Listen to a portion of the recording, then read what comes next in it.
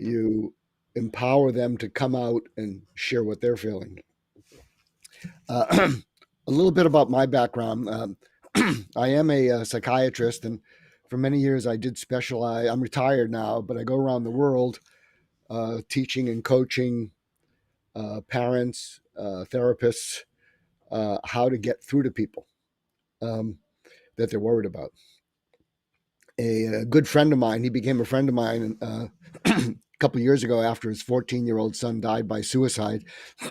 And his son left a note saying, "Tell my story." And he created a documentary called Tell My Story, which you can find if you look up Tell My Story film, because he's an entrepreneur, my friend, and he felt that he missed it. He felt that, and it goes, I think, to masculinity and femininity a little bit about those energies, because he said, as an entrepreneur, he said, I solve problems.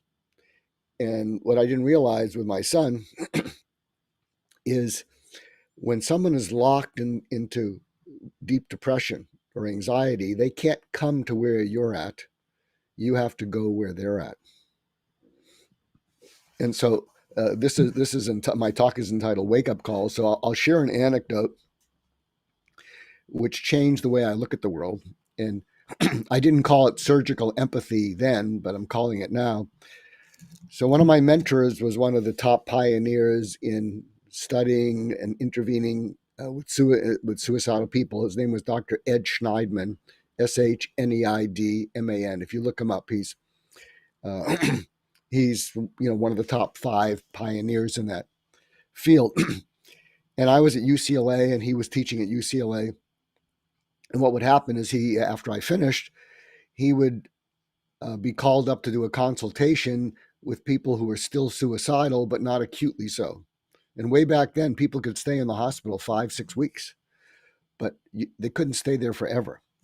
So when people had to be discharged, they needed someone in the community to see them. And so he would go do a consultation with people who were still suicidal, but they weren't acutely suicidal. And so it would always be the same call. He'd call me, he'd say, "Mark, this is Ed. I'm with this handsome young man. I'm with this lovely young woman. They're in a lot of pain, Mark. You could help them, see them." And then I'd get on the phone, and then we'd arrange for me being the outpatient person. One of the happiest accidents that sent me on my journey is before I finished training, I was going to go into a fellowship afterwards, but the fellowship fell through. And so I just went out and thought, well, see if anybody comes to see me. And Dr. Schneidman was a main referral source of suicidal people. Here's what I discovered is when I would be with people who were feeling suicidal, I learned to listen into their eyes. And what their eyes were telling me is, you're checking boxes and I'm running out of time. So I had a choice. Check the boxes, which is what I would have done if I went into a fellowship, or go where their eyes took me. And it really ramped up when early in my career, I was seeing someone that Dr. Schneidman referred to me named Nancy. That wasn't her name, but that's what we'll call her. And she'd made several suicide attempts and had been in the hospital several times prior to my seeing her. And I was seeing her for about 6 months, and I didn't think I was helping her at all. And once a month, I would go moonlight at a psychiatric hospital where I would admit patients. I'd cover for the doctors on the weekend. And sometimes I wouldn't sleep for 24, 30 hours, And when you don't sleep for that long, sometimes your mind can go different places. So on one Monday, after I'd been up for about 24 hours, there was Nancy. And when Nancy would come in, and I saw her a couple times, 2-3 times a week, and she rarely talked and she rarely looked at me. So if you're me, this is Nancy.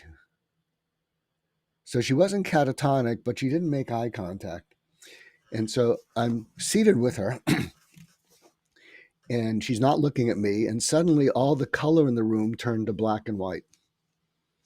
So I'm looking out of the room, it's black and white, and I'm getting cold. And I thought I was having a stroke or a seizure. So since I'm a medical doctor, psychiatrist, I did a neurologic exam on myself where I tapped my elbows, tapped like this, looked at my finger, see if I had double vision. And I realized that I was all there and I wasn't having a stroke or seizure. And then I had this crazy idea that somehow I was looking out at the world through her feelings. And because I was sleep deprived, I blurted something out that normally I probably wouldn't. And I said, Nancy, I didn't know it was so bad, and I can't help you kill yourself. But if you do, I will still think well of you, and I'll miss you, and maybe I'll understand why you had to do it to get out of the pain. And I thought to myself, did I think that or did I say that? And I realized that I'd said it, and I thought, I'm in trouble. I just gave her permission. And she looked at me. And she not only looked at me, she held onto my eyes like I'm holding onto your eyes right now. I'm looking at the camera lens, but I'm holding onto your eyes. And she grabbed onto my eyes. And I thought she was going to say, thank you, I'm overdue. And I got a little paranoid because I thought she was going to thank me for letting her do it. And I said, what are you thinking? And she looked at me and she held onto my eyes and she said, if you can really understand why I might have to kill myself to get out of the pain, maybe I won't need to. And then she smiled. And then what happened is I grabbed onto her eyes because this was the first time we made eye contact. And I said, I'll tell you what we're going to do. I'm not going to give you treatments that you've been through before that really haven't worked unless you ask for them. Would that be okay? And we're holding eyes. And she sort of looked at me with a look that said, keep talking. And I said, and then I leaned right in and I said, what I am going to do is I'm going to find you wherever you are and keep you company there because you've been there alone too long. And I just don't want you to be alone there anymore. Would that be okay?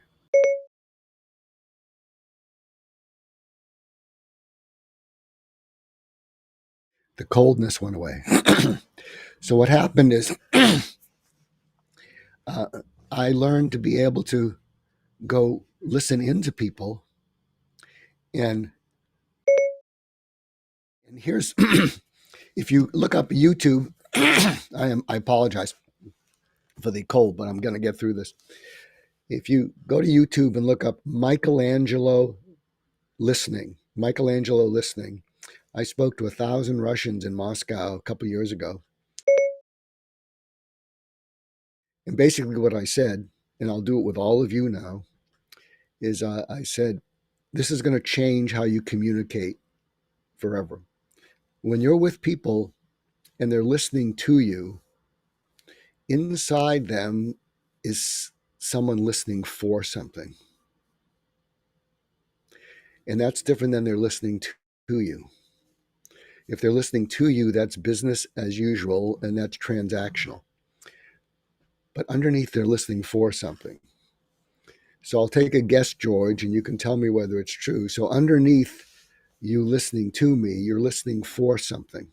Mm-hmm. And what you're listening for is there something that you can hold on to? Is there something that you can hold on to that can spackle the cracks when you feel like you're falling through them? Mm. Is there something that you can hear that would make it safe to drain the psychological pus from the abscess still inside you that hurts sometimes so much that you don't know if you can make it through the next day? Mm. And you're listening for something that you could hold on to. And after Anthony Bourdain died by suicide and Kate Spade, I wrote an article on Medium, which you can still find. It's why people kill themselves. It's not depression. Mm. So it got 500,000 views in 2 weeks. And basically what I said is there's hundreds of millions of people who are depressed or anxious, maybe billions. Mm. And most of them don't kill themselves. They're people who lose their jobs. most of them don't kill themselves. All those they lose a relationship. It contributes to it, but being this person who was immersed in this world of people who were suicidal or feeling suicidal, what most of them feel is despair. And if you break the word despair into DESPAIR, they feel unpaired. Despair. They feel unpaired with the future, hopeless. Unpaired with worth, worthless, useless, purposeless, meaningless. And when everything lines up, pointless. And when they feel that, they pair with death to take the pain away. And death is, if you've been suicidal for a period of time, death is compassionate to pain that won't go away. It's like the sirens calling out to the sailors, I'll take your pain away. And people will tuck it in their back pocket. They won't tell other people because it'll freak other people out and they'll get themselves hospitalized, which may be what they need, but they don't want. Mm-hmm. But they say to themselves, if worst comes to worst, I can always leave permanently. And so surgical empathy is when you pair with people like I did with Nancy, and she felt, which is different than feeling understood.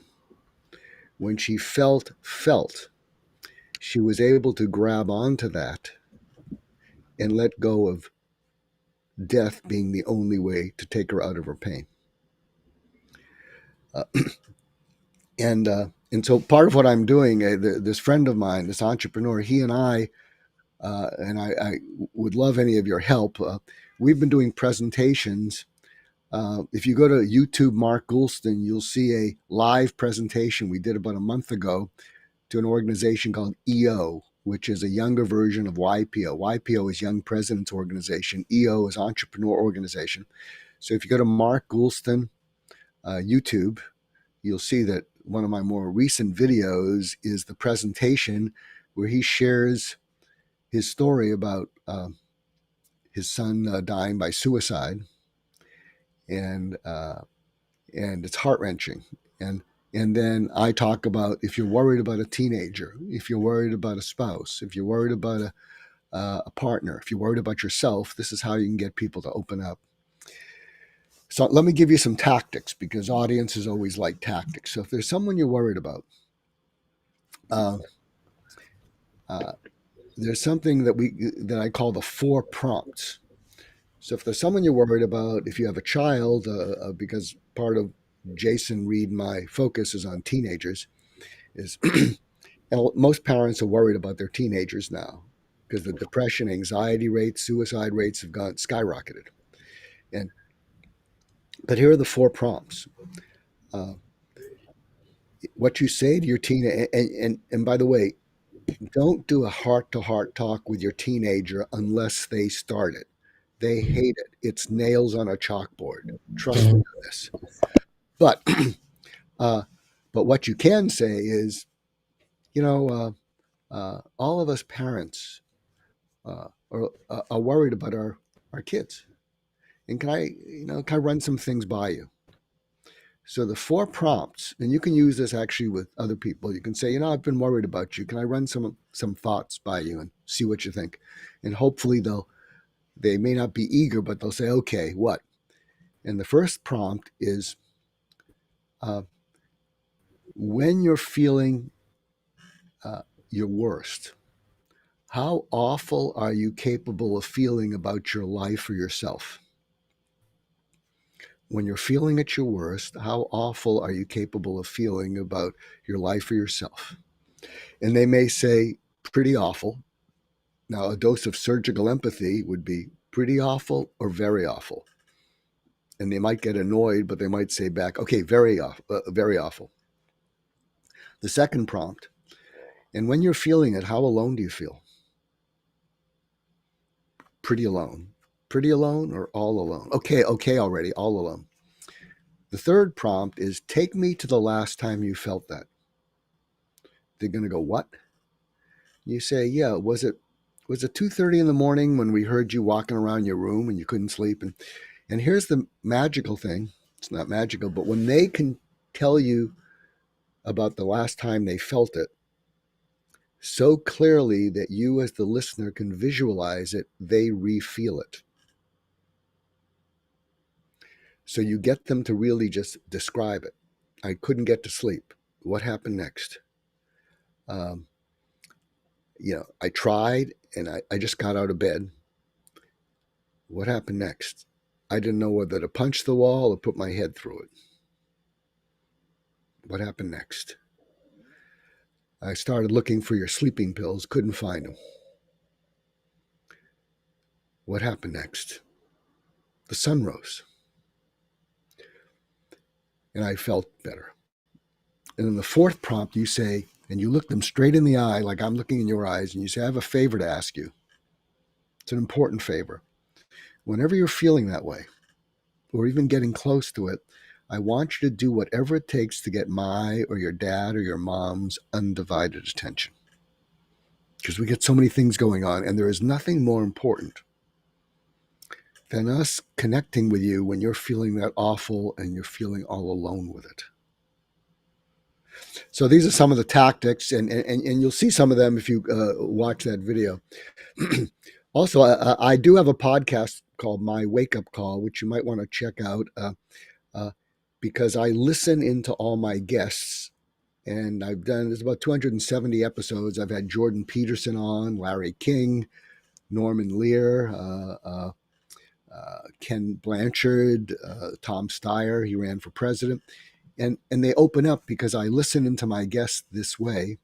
And I was on Jordan Peterson's daughter. She's an influencer. She has 20 million TikTok followers. And I was on her podcast. And if you look up Mark Goulston or Goulston, Michaela Peterson, YouTube, I was just on her podcast, and it has 150,000 views and I think 770 comments. And so if you want to hear more about what I have to share, because it's time for me to share the stage with other people, check that out. And and I have a website, markgoulston.com, and check that out. And my friend Jason and I are looking for more opportunities to share our presentation. And he also has a documentary called Tell My Story. He put $250,000 into that. And he went up and down the west coast of the United States and spoke with people, parents, people who had been suicidal, parents who had lost kids, treatment programs. And I'm in the last 10 minutes of the documentary. So maybe I'll stop there because I don't want to take up too much time. So George, you didn't hit me with any questions. What's the problem?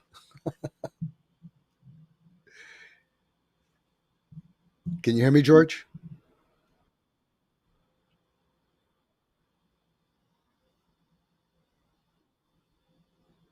Yeah, you're not coming through. Let's see. Maybe my.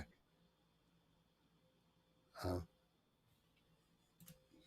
let's see. I see that the next person is Asa Leveau. I'm probably screwing up the word, but maybe you can introduce them, George, or so we can keep going. Thank you all.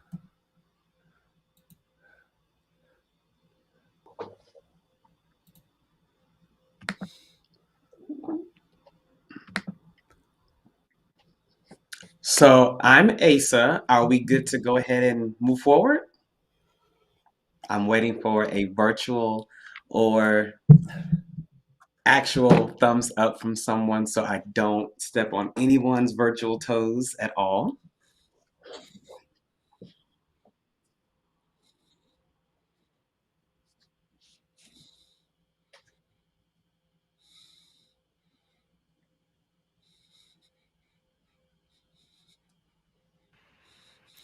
Asa, you're good to go. All right, great. Thank you. I got the message. All right, so first off, Dr. Mark, thank you so much for your word that you just you gave. I appreciate that. I really appreciate how you were able to, when the woman was in front of you, how you were able to see her and you were able to be with her. until she was able to focus on you and bring eye contact to you. So I just thank you for that. I feel that so many times as men, we do not always have the experience of what it feels like. We don't always have the experience of what it feels like for someone to be with us and stay with us when we are not acting or giving proof of all things that are stereotypical men. So when we are feeling weak, when we are feeling as though we need to be held and all those things, sometimes we don't have the experience. So thank you for that.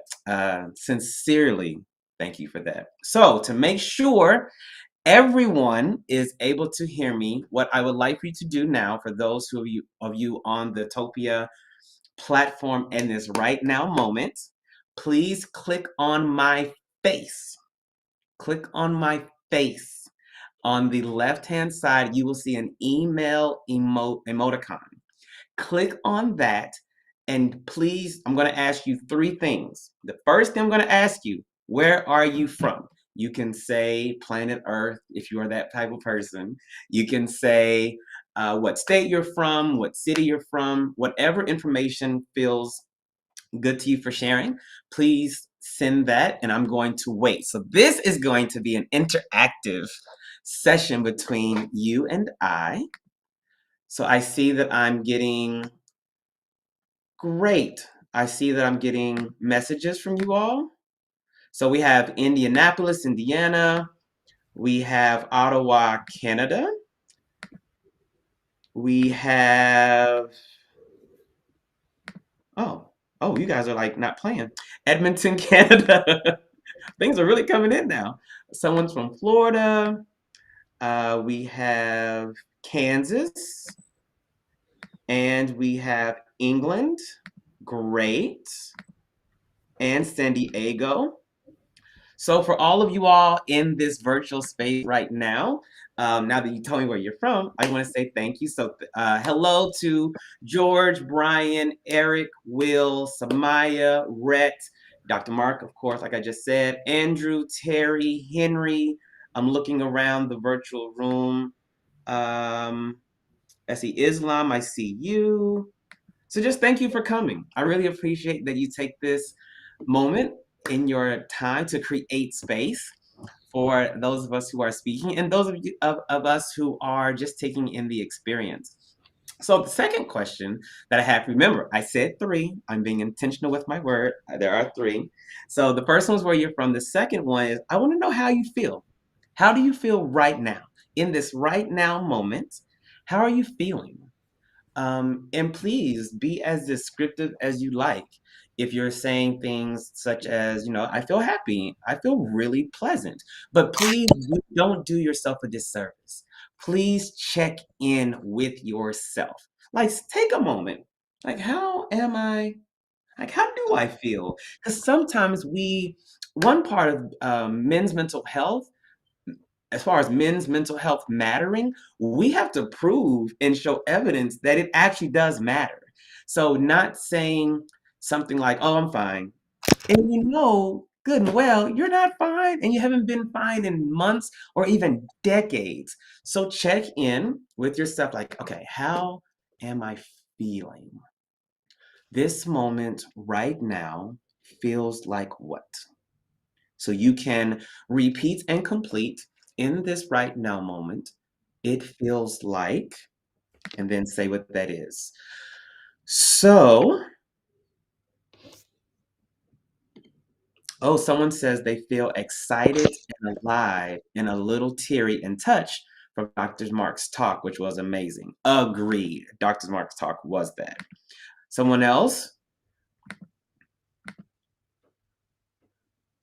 Someone else says they feel like candy. I think that would be dope to feel like candy. I think that would be a really cool thing. So as you guys are checking in about how do you feel, my next question to you is, how would you like to feel? If you did a check-in and you're like, you know what? I don't feel like candy. I definitely don't feel like candy. But I want to feel like candy. So please let me know, how would you like to feel in this moment? I'll give you some time to check in with yourself, because that's all that matters, that you check in with yourself. However that may be. Oh, someone said that they would like to feel curious. Someone else said they would like to feel engaged. And I definitely get all of those things, for sure. So again, thank you so much for being here. My name is Asa Laveau, not Asa, not Assad, not Asia. None of those. Don't let those three little letters get you messed up. I promise. It's Asa Laveau. I am America's #1 entreQUEERneur coach. What that means is, for a living, I coach LGBTQ entrepreneurs how to create their first $100,000 in business authentically. That's what I do for the world. However, I have learned in this journey that what it looks like is not always what it is. So even though, yes, I've been in Forbes, and guess what? I have definitely attempted suicide. Yes, I've been in multiple Amazon bestseller. And guess what? There was almost a year that I did not speak to my son. Completely removed from the experience of a little human that I helped co-create. Yes, I have been in the military, was in the military for 20 years and was able to be the recipient of the Bronze Star. And you know what? I know what it's like to experience divorce and how someone can feel like you have made the most public disaster of yourself and the most public disaster of a promise that you made publicly, that you would love this person forever and always, a man. And now the world, like the entire world, now knows that you failed. Completely, utterly failed at it. And so that, to me, has brought out a lot of discomfort when I am here and I'm feeling here, then all of a sudden, bam, I get hit. And then I get up, and I'm feeling here, I'm feeling good, then bam, I get hit again. And what do I do in those moments, in between the hilltops? So in those, so you're going hilltop to hilltop, and I get it. Sometimes I even post that you can live a life that you live blessing to blessing. You can live happy to happy. But right now, some of us are living valley to valley. The valley experiences are so much more real, so much more tangible. There's so much sensory around the valley experiences that we don't even know how to live hilltop to hilltop, hilltop to hilltop. So if you would like to receive information about how to go from living valley to valley to more of a hilltop to hilltop experience, please message me right now and just say yeah. Just say yeah. I'm going to wait for you, because that's the whole reason why I'm here. I'm not here for notoriety, though I do appreciate the platform and everyone involved for allowing me to be on the platform, but I am not here for me. I am here completely for you, to make a difference for you in this time that we share together. So I have a yes. I got my first yes. So very happy about that. So one thing in the very short time that I have with you all is something that I've learned from actually Neville Goddard. If you are not familiar with an author by the name of Neville Goddard, I will say he has made a complete difference and a complete shift for me, and has done so consistently, even though he has ascended. And so that's how I say that people die. I say the word ascended. So even though he ascended many, many decades ago, he's still serving a definite part in my life. And one thing that he has said for me that has made the most difference so that I can begin living a hilltop to hilltop experience was to focus on this one thing, to feel the feeling of a wish fulfilled. I'll say that again. Feel the feeling of a wish fulfilled. Now, I get it that I am doing things a little bit unorthodox as it relates to mental health already. So what am I not doing? I am not focusing on everything that happens that you did not find joy in while you were a little person, while you were a little human, and certain things that you experienced. I'm not going to focus on that in this right now moment. I'm also not going to blame you nor the other person, no matter what has taken place from the time you were brought into this world up to 5 minutes ago. I'm not going to do any blaming. I'm not going to project that onto your mother. I'm not going to say the reason why you're like that is because of your father in his absence or your father in his being overbearing. I'm not going to do any of that. This is going to be completely on the thing that you focus on. Okay? Completely on what you focus on. So what did I say? Feel the feeling of a wish fulfilled. Some of us are a little older than teenagers. And so I'm being 38. So let me just be very clear. I'm older than a teenager. I'm 38. So with me being 38, I still remember what it was like for me to get my first driver's license. Well, the only driver's license I've ever had. So in that experience, when I was maybe 14 and 15, I knew for a fact that I didn't have a car. I knew for a fact that I didn't even know where to get car insurance. I knew for a fact that I didn't even know the first step into getting a license.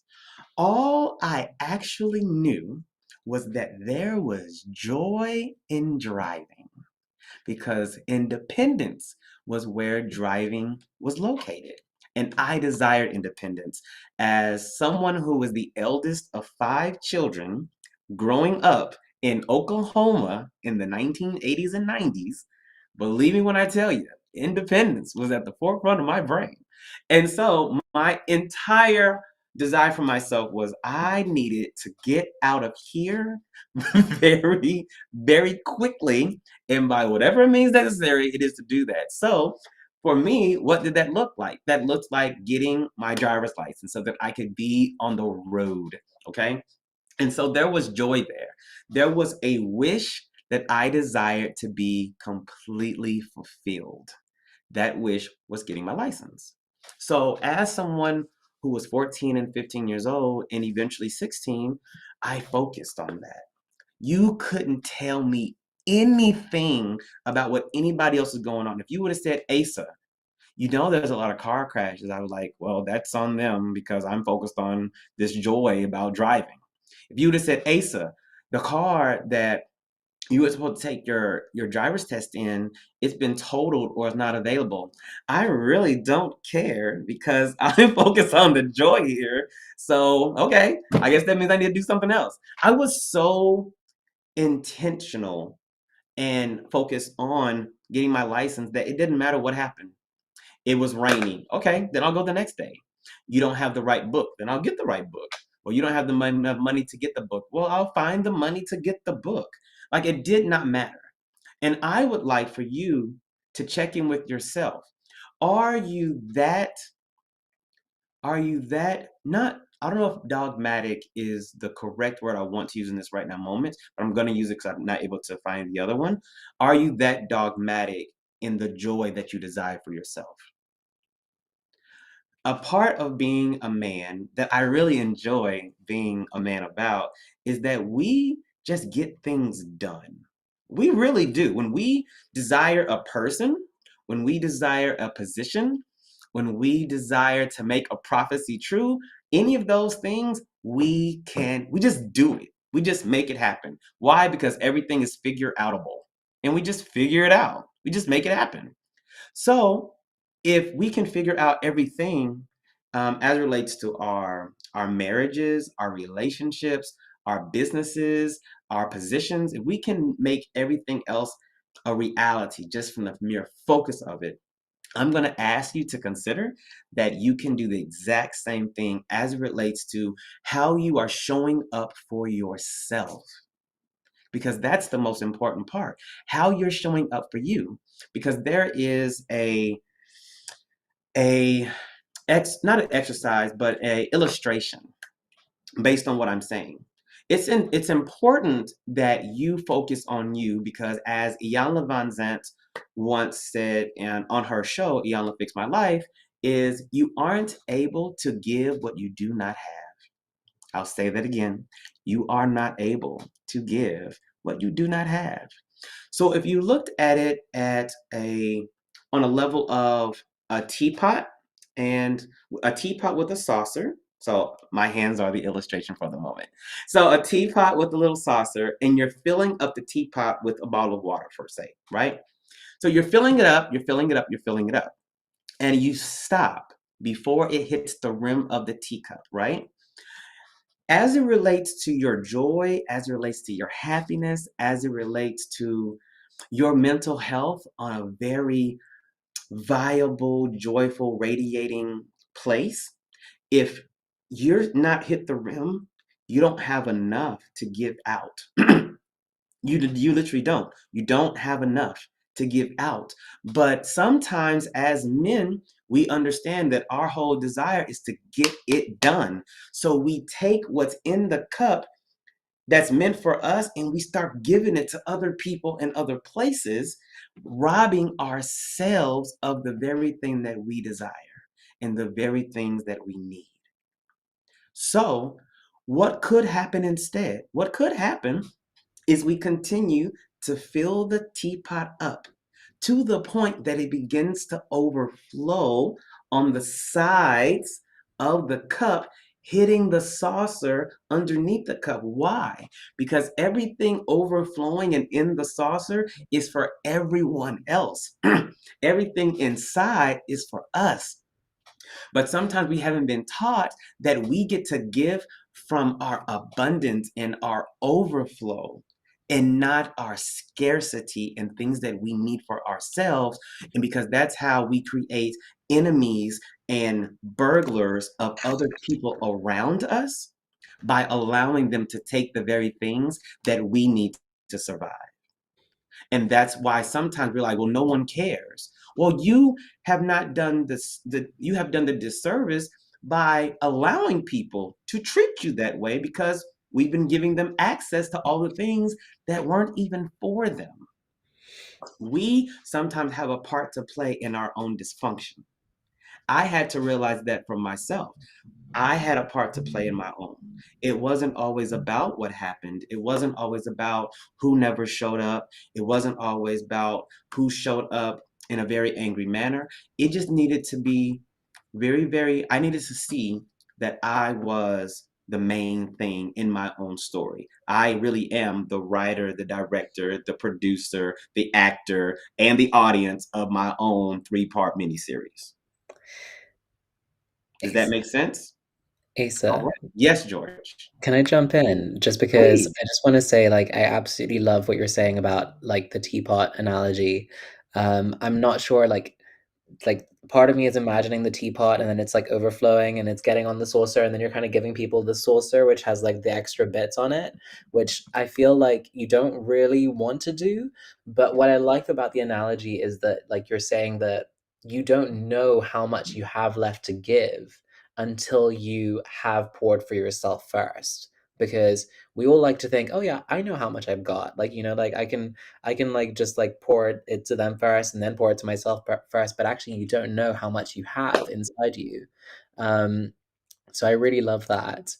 I I just wanted to ask a question about like what you were talking about with regards to the driver's license and that and the journey there. So something that I struggle with is this idea of like happiness. And I think that a lot of people do, in this society, we're told happiness is the goal, it's the aim, we got to be happy, that's what it's all about. Do you think happiness is the real goal? Because obviously, there are so many other emotions that we feel, and I know that you've been there when it comes to suicide, but like, uh, like personally, I feel like there's lots to be had in terms of these emotions. Like they have a lot to teach us. How do you feel about this sort of constant sort of seeking of happiness, and how do you kind of view that? So and thank you for the question. And so where I definitely see if your desire, the person I'm talking to, if Mm, you have a desire that's consistent to find your happiness wherever you go, then do that. Please mm, do that. As far as me, Asa Laveau, happiness isn't isn't the goal. Joy is not the goal. Joy is embedded and weaved into my journey. mhm, And I don't think that I wake up finding my desires to find happiness. My desire is to understand and connect with that ability of that feeling of connectedness. When mhm. I desired to end my life, it was because I didn't feel connected. When I was Mhm. depressed, it was because I didn't feel connected. When I Yeah. was going through the dark night of the soul, it was because I did not connect with the reflection that was reflecting back at me. Mm, So when I was going through all those things, the way that I see it from its most common denominator was this ability to connect. And that's really what, different tools and tactics such as meditation or, laughing yoga, all these different possibilities that are available for us is an ability to so that we can see ourselves not as something on the ledge of life, but as someone or something that encompasses the totality of life.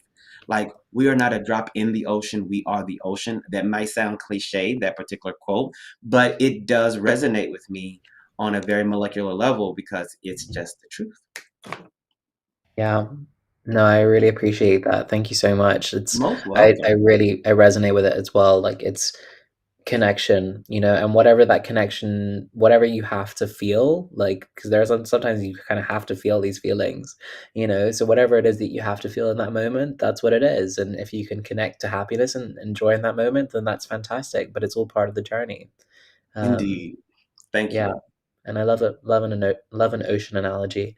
My brother is like, he says that in therapy, everything that he talks about is related to water, and he's just not sure why. So, you're bringing a strong ocean analogy there today. So thanks. Awesome. Thank you. And thank you, George, again for that for the question. If any of you all have additional questions for me, please message me again. I am now going to give it back to George to do the introduction of the next individual, to be mindful of your time, because not only does mental health matters, your time matters. And I don't want to disrespect that at all. So with that being said, I'll give it back to George. Thank you, Asa. And also, by the way, I'm so sorry I wasn't here to introduce you at the beginning. It's I don't know what happened. The platform, the internet, technology, something.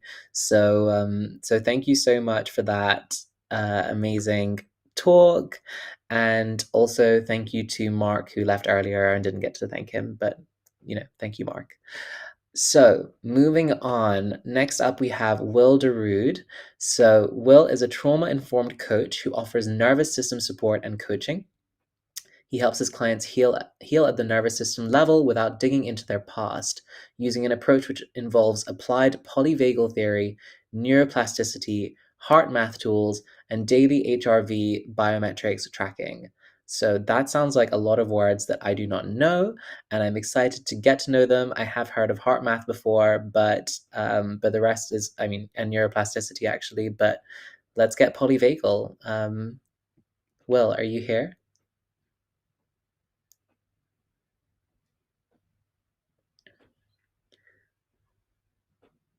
Loading. Cool. Can see you well. I can't hear you. Nope. Nope. Can't hear you. Huh. How Oh, about now? Can you hear me I now? can hear you now. Yes. Oh wow, so my headphones didn't work for some reason. Okay, good. We fixed that right away. No worries. Thank you for the introduction, and I've really enjoyed everybody's perspective so far. And what I'm going to share about is sort of how all of this ties into what I've learned about neurobiology and how that's helped me personally with my mental health, emotional health, social health, and well-being in general. Then also we'll talk a little bit about how I've helped people with that. So just a couple years ago, I didn't even know about polyvagal theory. And that's what I'm going to run us through a basic understanding of. It's going to connect to what Dr. Goulston spoke about, and definitely what Asa ended on, which is connection, and just how important that is for our nervous system. So to start, let's talk about the three main parts of the nervous system. You might have heard this before. You might never even have heard this before. And so if you haven't, it might be actually like pretty eye-opening. So we have our sympathetic nervous system, which involves us to feel stress, anxiety, and people call it the fight or flight. So it mobilizes energy for us. And then people will usually typically think there's just the sympathetic nervous system. So you got stress, anxiety. And then on the other hand, you have your parasympathetic nervous system, which is your rest and digest and relaxation nervous system. But as of late, Dr. Stephen Porges recently discovered that the parasympathetic nervous system has two different branches. We have our ventral vagus and we have our dorsal vagus. And I'm going to explain the difference between these two because it's actually a world of difference. They're both immobilizing or relaxing circuits in the body. And one of them does it through social connection, engagement, and intimacy, playfulness, curiosity, creativity. That's called the ventral vagus. Ventral meaning the front side of our vagus. And we'll go into the details in a second. And then the other one is called the dorsal. And the dorsal also goes by like the dumb vagus or the prehistoric vagus. And this part of our vagus nerve actually shuts down activity in the body and in the prefrontal cortex, but through the mechanisms of dissociation, social withdrawal, numbness, inability to feel. And it starts to actually disrupt the nerve signals which connect the heart, so our heart, with the muscles of our face and eyes where we normally would express our emotions. And so when we're operating from dorsal vagal dominance, it's extremely uncomfortable to have eye contact. So I was really connecting that to Dr. Goulston's talk about that. I think he called her Nancy as a hypothetical name. When she was just unable to give that eye contact. It's very much a dorsal vagal withdrawal symptom. It's the nervous system is operating in that way. And the reason the nervous system would operate in that way is because when we deal with threats, any kind of threat for our survival, if you do the classic example of a tiger, our body will go through, okay, can I run or can I fight this thing? Can I confront this in some way? If I can't, okay, maybe I'm going to freeze, stay put, or maybe I'm going to play dead. And the further we go along that spectrum, the more we go to dorsal vagal. And dorsal vagal is the huge breakthrough of polyvagal theory and of Dr. Stephen Porges, because basically he identified, oh, wow, there's literally a nervous system quality to depression, to this numbness, to this feeling of withdrawal, to this feeling of wanting to isolate ourselves from people, and to feel that sort of worthlessness, hopelessness, disconnection, that there's actually a nervous system issue or a nervous system aspect at play as well. And if we can work at the nervous system level, we're able to actually support our body to live into what the nervous system needs for connection. So that was a huge breakthrough for me because personally, I dealt with a lot of guilt and shame growing up. I was shamed and blamed and criticized. And so I would walk around and I would feel like everybody's looking at me and judging me. And it would feel so real. And I would want to have my eyes looking down. I didn't want to make eye contact. And I made a lot of progress, but until I started to do stuff with the nervous system, the progress was just incremental, at best.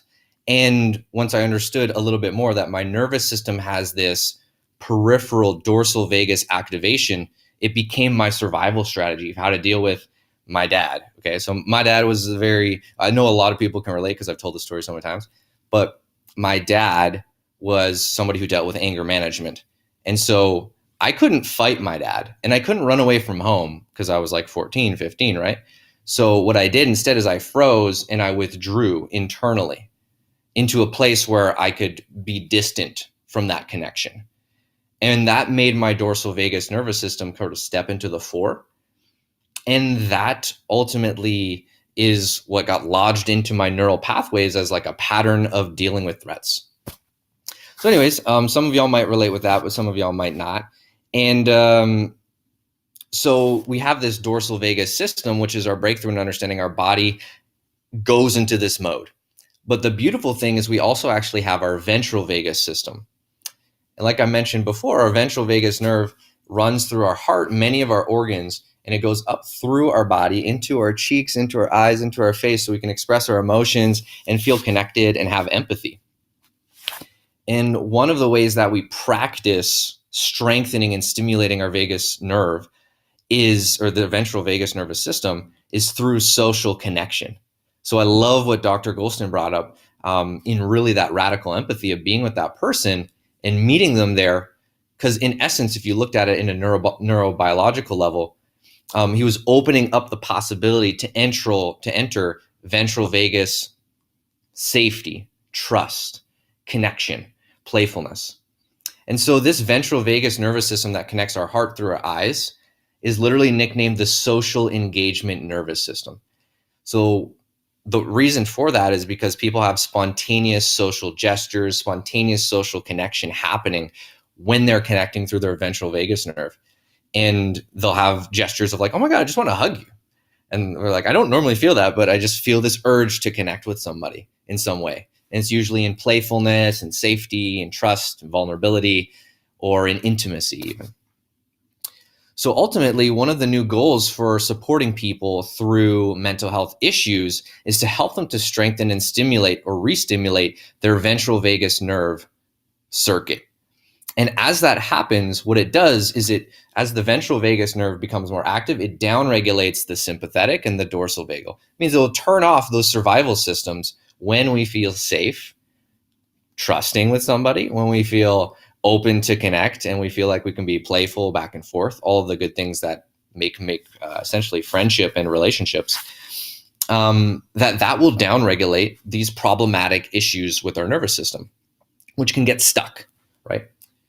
So it's not a problem to go into dorsal because it's actually a useful strategy at points. But if we're stuck there, then it becomes a problem, like we're feeling trapped.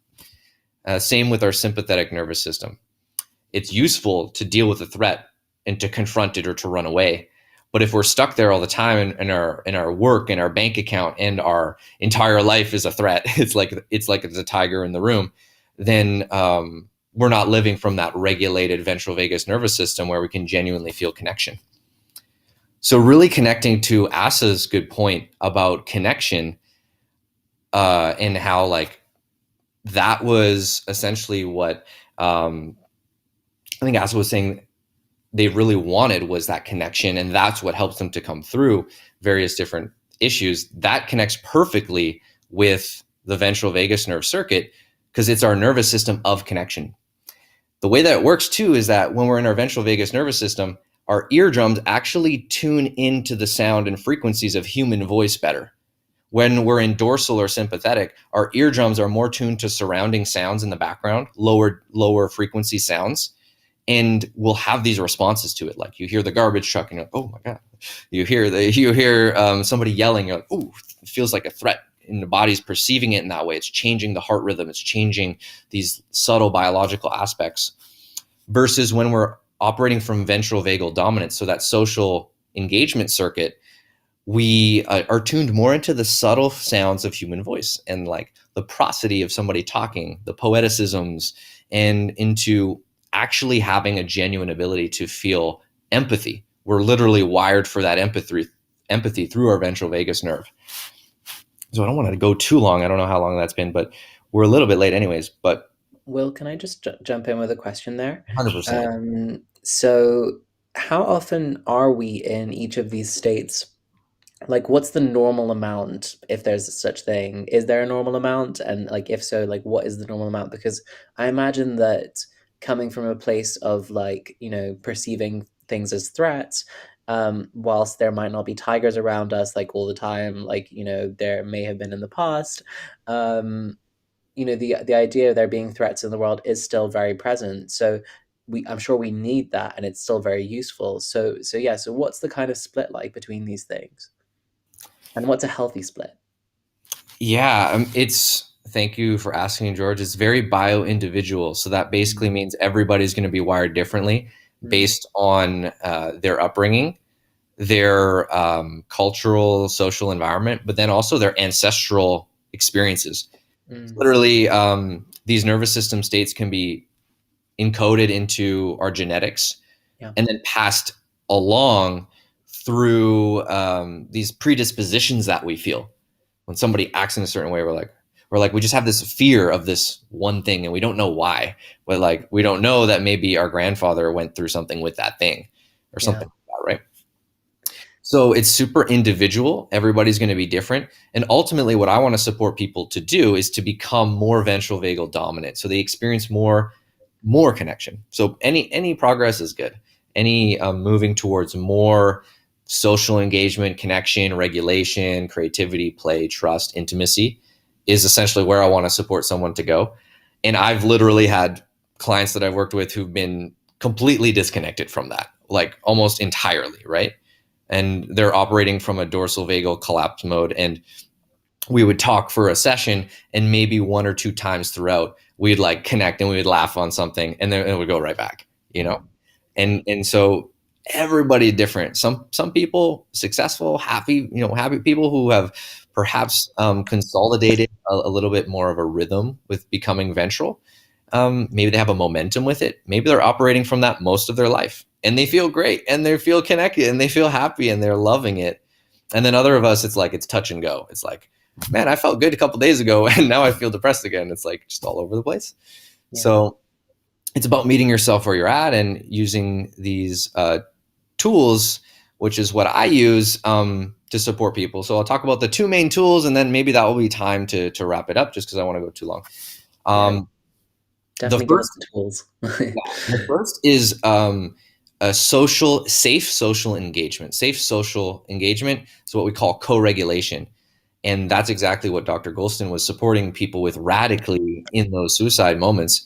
The safe social connection that we experience, when we choose to have that, even when we might feel afraid, we might feel like, I feel like I'm going to be judged. I'm going to be all of these things. And we isolate ourselves in our room and close the door and then just numb out, maybe binge watch something or eat or insert any addiction. When we do those things, we're sort of strengthening our dorsal vagal withdrawal circuit, our self-isolation circuit. And in the contrast, when we maybe think, okay, well, who would I feel kind of safe with? I encourage people to write down their top 5 safe people. And you write down those safe people and you're like, well, I guess when I'm not feeling too hot, I'm going to reach out to this person so we don't feel alone in it, just like Dr. Goulston was speaking about. And that lack of aloneness helps us to enter back into that nervous system of social engagement and connection. So co-regulation is so huge in that it literally benefits both parties. We both regulate together. Even if uncomfortable emotions are at play, we can actually regulate into more creative and connected states, even if it started with like, I feel really sad. Mm-hmm. So that vulnerability is kind of a necessary piece to go there.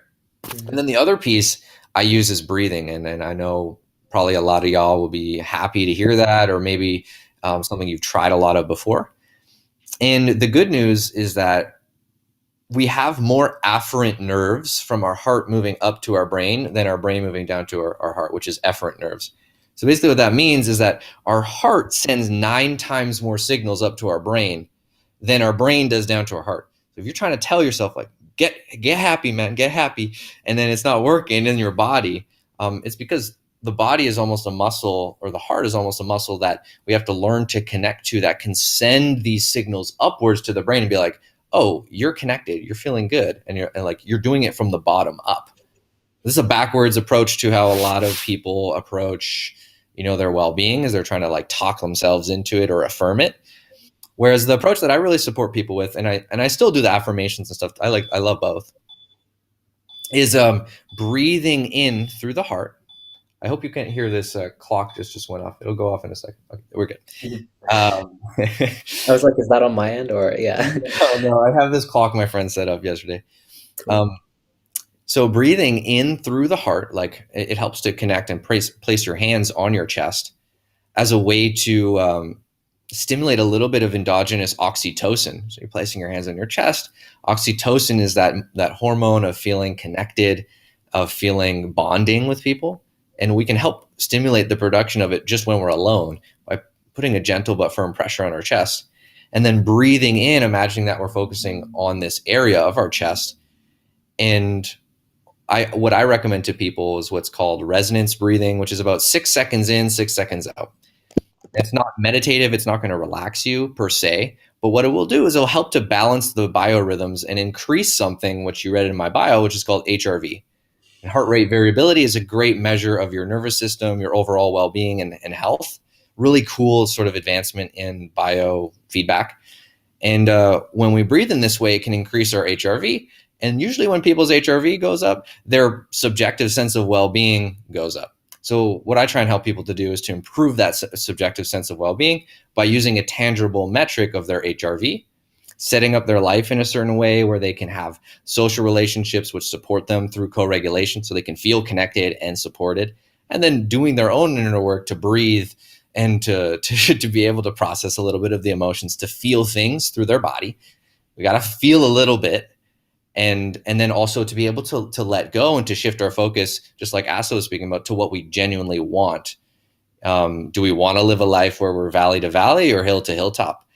And so breathing in this way, generally we can process a little bit of our emotions. We breathe in, feel what we feel in our body, our somatic sensations like this. And then we breathe out and we try and just say, okay, I'm going to let it go.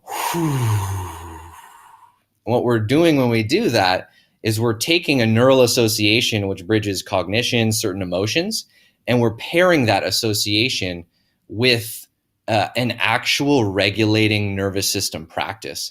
So something that once was making our breathing go all crazy, making our heart rhythm go all crazy, becomes something that we pair with our rhythm of our breath and our heart sort of in this soothing rhythmic motion. And it can create a new neural association in the nervous system such that those emotions won't be so overwhelming anymore. We have to do it chunk by chunk. But yeah, so those are the two main things I try and help people with. And I find they're so powerful and they really, really help me. And I add in lots of other cool stuff. So I hope that helps some people and with just having some new tools and approaches. Well, I mean, it's already helping me, so I can give you a little like tick on that one. You're helping people, yes. No, honestly, that was so insightful, Will. Like for me, it's a whole other world that to consider. Really getting into the body. Even if I think about the body, I start to get a little bit grossed out. I'm just like, there's a nerve that goes from here to there and it's inside me. And so yeah. And also, I don't know if do you know the song Relight My Fire? It goes like, relight my fire, your love is my only. So I was just thinking maybe you could do like a little edit and it could be like, re-stimulate my ventral vagus nerve circuit.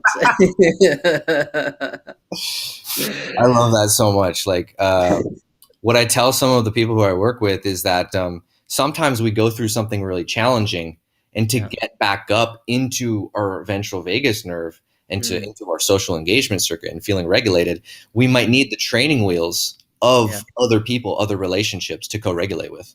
And that's completely normal. And it makes perfect sense biologically, because if our ancestors were like in the forest, right? Imagine you're outcast, you're alone in the forest. You're constantly looking over your shoulder. You're like, was that a tiger? Like, what was that? You're sleeping at night and you hear a crack. You're like, it makes the body go on higher alert when we're alone. And when we're alone in things, our body just goes into more of a threat state, danger mode, right? Everything just becomes a little bit more. Whereas imagine if you were to go to a tribe or a group of people that you lived with, right? I'm just saying ancestrally here for many of us. Then you would get to the tribe and you would finally feel, okay, I can put my guard down because other people can look over behind my back. Other people can watch my back for me. And together we can sort of watch each other. And then the nervous system goes into this, oh, it's safe for me to put that guard down, social engagement, social connection. And then from there, we feel like we're back more regulated in our own body. So yeah, we very much need other people at times. And that's not a weakness, that's a strength. It makes us more connected, cooperative, and collaborative. And yeah, so that's one of the big takeaways I have is your social support network is huge. And then also getting in touch with your body and your breathing can be a huge aspect to just work from bottom up. And it gives you that sense of mastery, like, oh, there's things I can do in my body, like almost like I'm training a muscle. I tell people the word training it. You train your HRV, you train your nervous system. You have to like, you know, kind of like a little bit of an athlete, you have a little bit of a dedication, a discipline. I remember in Asa's talk, I'll just finish right here, this last thought, I promise. Asa's talk was brought up the word like, you have to be like dogmatic about the result or about like what you want, right? Like as a man, you just like, you go for it and you're just going to make it happen. Kind of like that Nike just do it approach. And with the nervous system, it's similar in that like it requires consistency. Discipline is a word you could use, dedication, devotion, commitment. And that's showing up for yourself in a deliberate and repeated way. And that's what some of these breathing or different things that you can do that people find, different modalities that help you to relax or to feel regulated. When you do them in a consistent way, it will rewire your body, your nervous system, your brain. And that consistency will help that pattern consolidate. So just motivation for anybody. If you're doing something and it's working and you feel better with it, then if you keep running with it, it will encode deeper into your body, into your brain, your nervous system. And my goal would be to help people to have that become their default or to stabilize as a more consistent pattern for them. Yeah. So that's it. Thank you so much. Thank you, Will. I have to say, like, I don't know if you've done this just intuitively or something, but what you just said at the end there is like a really great segue onto our next speaker. Eric Hinman is our next speaker, and I think when it comes to training in the body, there's no other person who's more fitting to talk to us about what it means to take care of ourselves and the body's potential impact on our mental health. So, hey, Eric. Hey, George. Can you guys hear me? Yes, they can hear you. So, well, at least I can hear you, and I think they can hear you. So, just a little bit of background on Eric. Eric is an entrepreneur and 5 times Ironman. I mean, that's just insane. You know, so Eric challenges his body to push the boundaries of human potential. His experience in endurance and physical training, along with his expertise in diet and wellness, brings an important conversation to the table, why it's important and how it reflects on mental health. And I think this question of the body and the mind, and are they really connected, and you know, what can we do? Can they influence? Can they help one another? Is just a really, really important part of this. So thank you so much for being here, Eric. The floor is yours. Thank you for having me, George. I appreciate it. It was really great hearing from Dr. Mark, Asa, and Will as well. I love learning about the nervous system. And, you know, there's a lot of physical fitness that also obviously ties in with the nervous system. How cool is this virtual room that we're in? I'm actually at Topgolf right now, but presenting on stage. So pretty cool. Kudos to you guys, Tokyo. Crazy. So I'm going to jump around a bit, but I kind of want to build off what Will was talking about, because one of the things I do religiously are saunas and cold plunges. I do it almost every single night, and it's to stimulate my vagus nerve. And I've noticed over time from doing that, you know, things don't stress me out anymore. I'm not anxious. All of these ailments that I once had have completely gone away by training, you know, my vagus nerve and training that fight or flight mode to be more adaptive. And, you know, some of them are also multitasking without multitasking, because when I'm in the sauna, I'm typically at a sports club, I'm with others. So I'm getting that social connection, and I'm getting that social connection with my people, with my tribe. And I think that's why people say, find your tribe. It's so important for your nervous system and your well-being. So it was fascinating listening to you speak about that, Will. I'll just share my background, my story, and then, you know, open it up to questions afterwards. So my first business was a property and casualty insurance business, and I was driving 50,000 miles a year.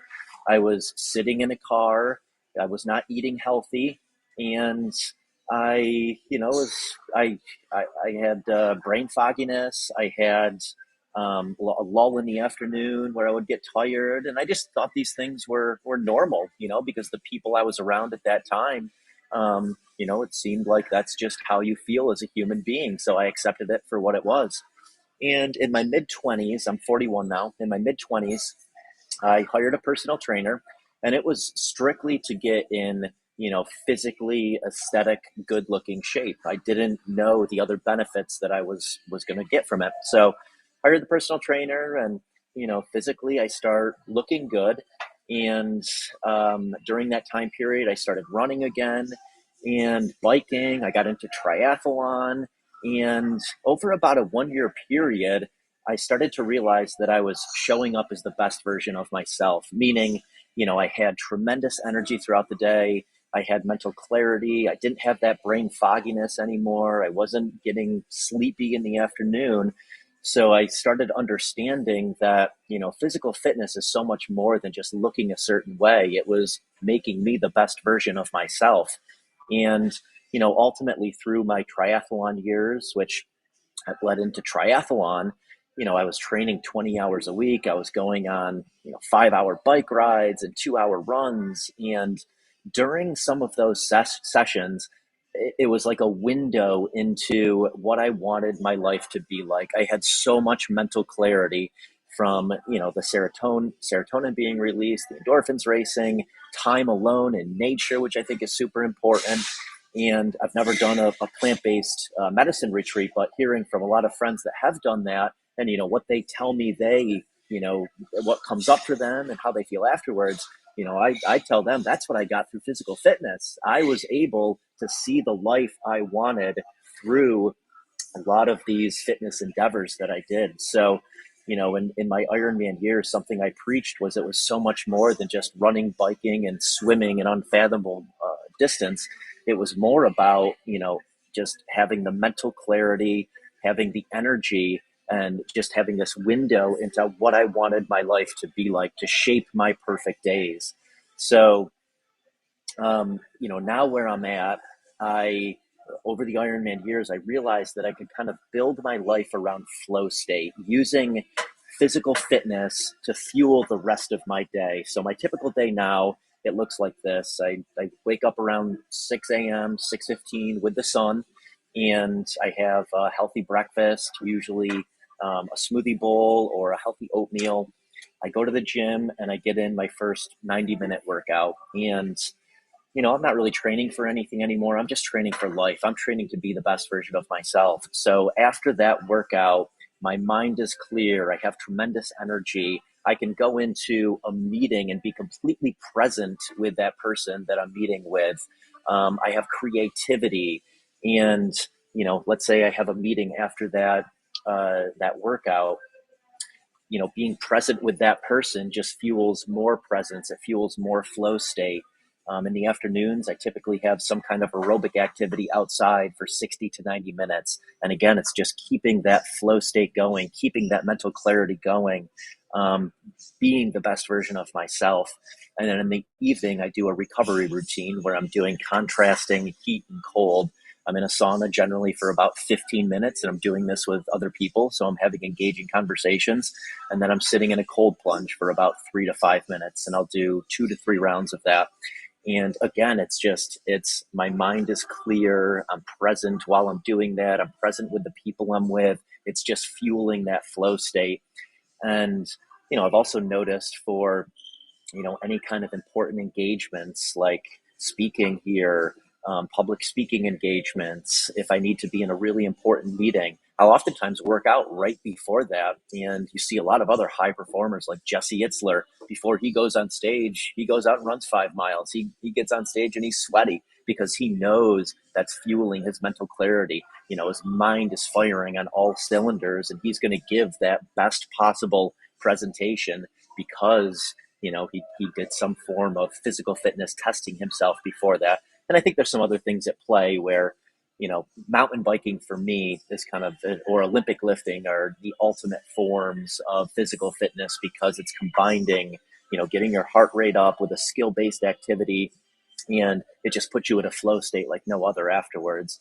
So yeah, I really think the message that I want to get across here is that, physical fitness is so much more than just an aesthetic. It's going to help you be the best business owner, the best employee, the best spouse, the best father. And it's much, much more than just looking a certain way. Thank you so much, Eric.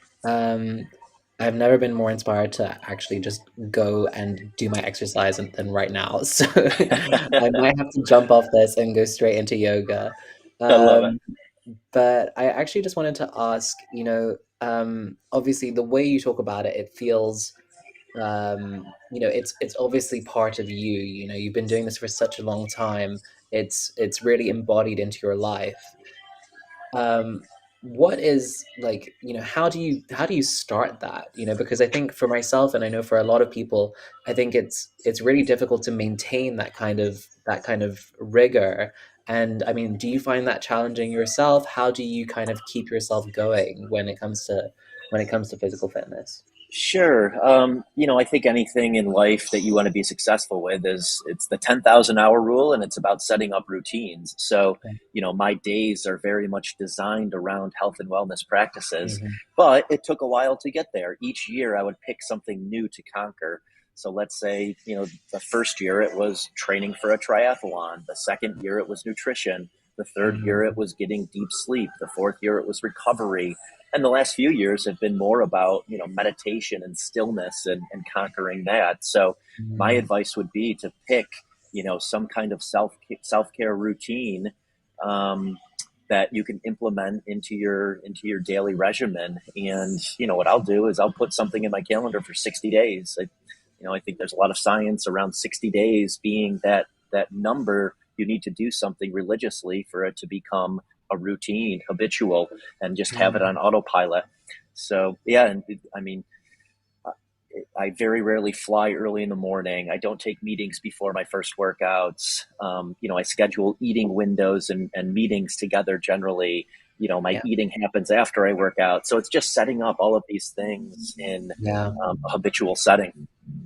Yeah, that makes so much sense. Like, you're creating life around what you want it to be, and around your well-being. And I think that anyone else, like, I get that on this planet, we all feel like we have a lot of things to do, and time is flying and everything else. But um for the people that really get it, and for the people that we really want to be around and we want to work with, they will understand that our well-being comes first, and they'll understand that you need to do what you need to do. So I think that's amazing. And I also really love the concept of just doing it one step at a time, because I can really easily feel like, right, want to get my sleep in order. I want to get my do my yoga every day in the morning, and I want to do healthy eating, and I want to do every single thing at exactly the same time. And that's just super overwhelming. It doesn't give you that satisfaction that you get from actually completing something, because it's so easy to not be able to do it when you're trying to change your entire life in one go. So taking it one step at a time and knowing that you did that year by year is really inspirational. So thank you, Eric. Thank you. Well, that is everything. Is there anything else that you want to share, by the way, Eric, before we go? I think the biggest lesson is, if your cup is overflowing, it's going to spill over onto others. So, I Yeah. think everyone spoke about this is, Yeah. yes, it's not selfish. It's taking care of yourself first, knowing Yeah. that when you become the best version of yourself, Yeah. you're just going to be overflowing, and you're going to have that energy to, give to others. 100%. 100%. Thank you so much. Um, so I guess to wrap up, firstly, thank you so much to everyone that is still here, that is with us, that has committed to understanding more about their mental health and men's mental health, especially. I've taken away so much personally from each one of the speakers, whether it's considering what it means to feel felt as opposed to feeling understood.